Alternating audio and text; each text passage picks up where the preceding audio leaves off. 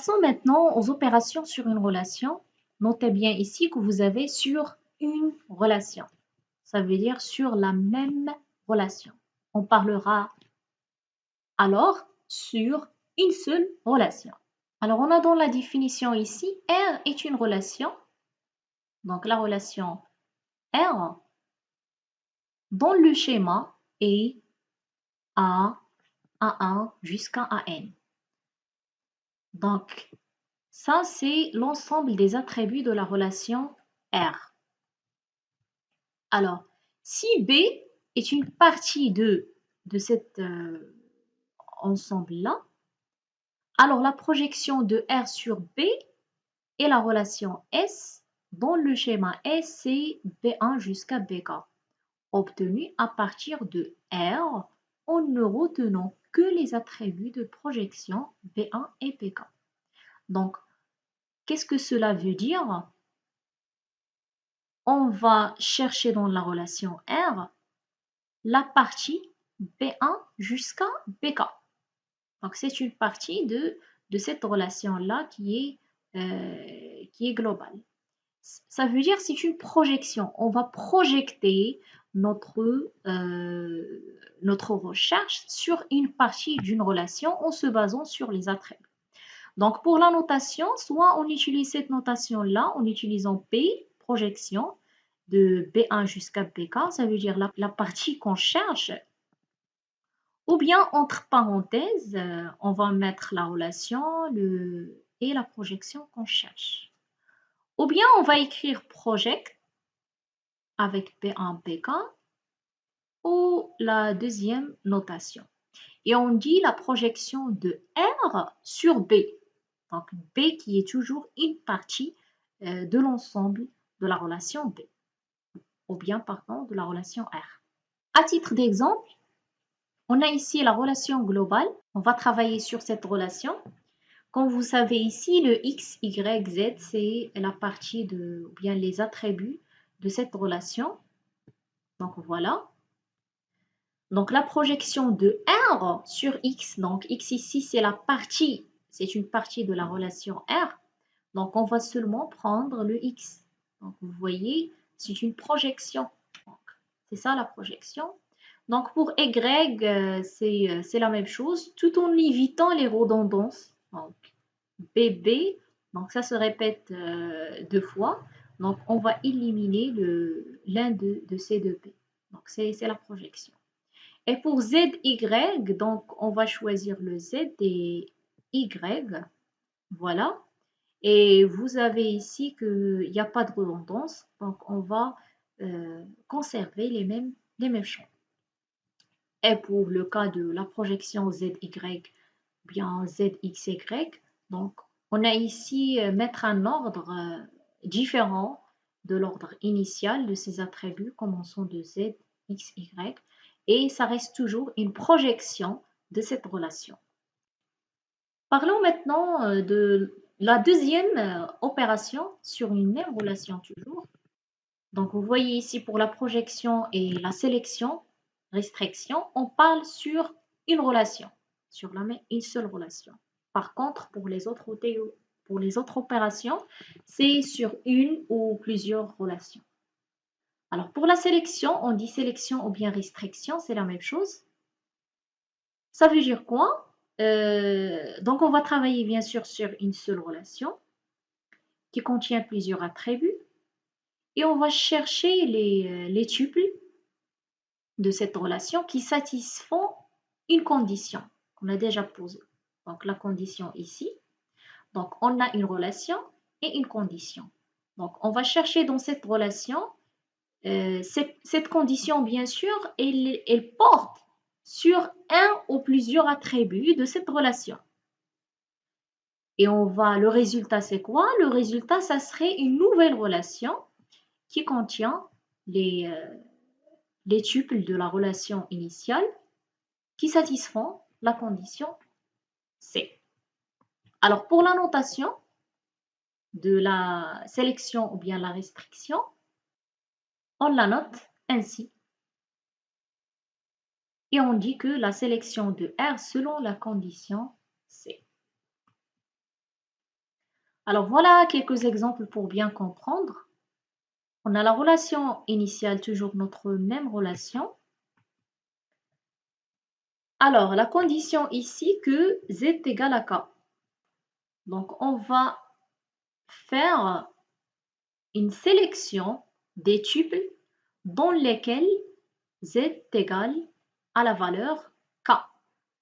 Donc, cette deuxième valeur, il indique la valeur de l'attribut z. Donc, de l'attribut z.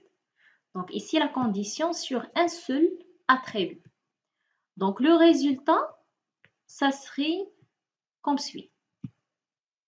Donc, le résultat, c'est une relation qui a le même schéma, donc R, même schéma de la relation initiale, mais avec une sélection des occurrences qui satisfont la relation Z égale à K. Donc, on a deux. Un deuxième exemple, avec une condition sur deux attributs, x différent à A et y égale à B. Donc ici, y égale à B, quand on a déjà vu, donc B, on a deux valeurs B. Donc ici, le x est différent à A, donc ça reste seulement le premier comme suit. Pour le produit cartésien de deux relations, ici, relation avec S, ça veut dire qu'on a deux relations. On a deux relations à titre d'exemple R et S. Le produit cartésien, c'est le T, R fois S. Ayons pour schéma le schéma de résultat, le schéma de la relation résultat T dans ce cas, il se forme des deux attributs ou bien des attributs des deux relations R et S. Elle est définie par ce que vous avez ici. Alors voilà, R, X, Y et S, A, B, C, c'est pas le même schéma nécessairement. Donc les occurrences de R et de S. Donc le produit cartésien de ces deux relations, ça va donner le résultat suivant. Donc d'abord, on a les attributs de résultat du produit cartésien. C'est les champs de la relation S et les champs de la relation R, X, Y, A, B, C. Donc, et ici, on va faire donc AB, c'est le premier champ de la relation R, et CD, CD, c'est le deuxième. Et on va faire la même chose pour le S. Donc voilà. C'est ça le produit cartésien. Alors ici, une remarque. Alors c'est quoi l'arité? C'est en fait le nombre des opérandes. Donc ça, c'est des termes de théorie des ensembles. Alors le nombre des arités dans ce cas, le nombre, on veut dire par arité ici, c'est le nombre d'attributs. Donc le nombre d'attributs de R fois S, c'est la somme des arités de R. Donc voilà le résultat, R fois S, c'est la somme de 2 plus 3. Ça va donner 5. C'est ça, les arités, c'est ça. Donc voilà les arités, ça ce sont des arités dans notre cas. Nombre d'arités. Et pour le cardinal en fait, c'est la taille pour les ensembles, le nombre d'éléments de l'ensemble. C'est en fait le nombre de tuples ou bien des enregistrements. Voilà. Le cardinal dans ce cas, c'est le produit des cardinaux. Donc, on a ici combien? On a 2 et on a ici 2. Donc, le produit, ça va donner 4. Donc, voilà, dans le résultat, on a 4. 1, 2, 3, 4. Donc, c'est ça ce qu'on veut dire par cette remarque. Passons maintenant à la jointure pour composer une relation. Alors, dans la jointure, on parle de deux relations.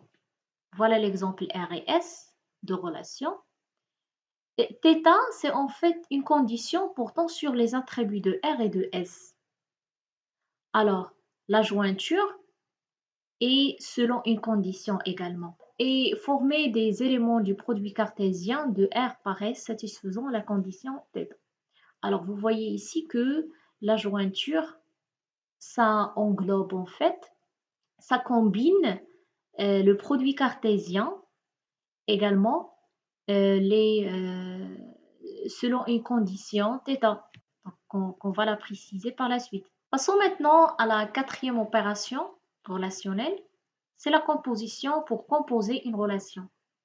Alors la jointure en fait c'est entre deux relations et bien sûr selon une condition, mais cette fois-ci cette condition elle porte sur les attributs de R et de S.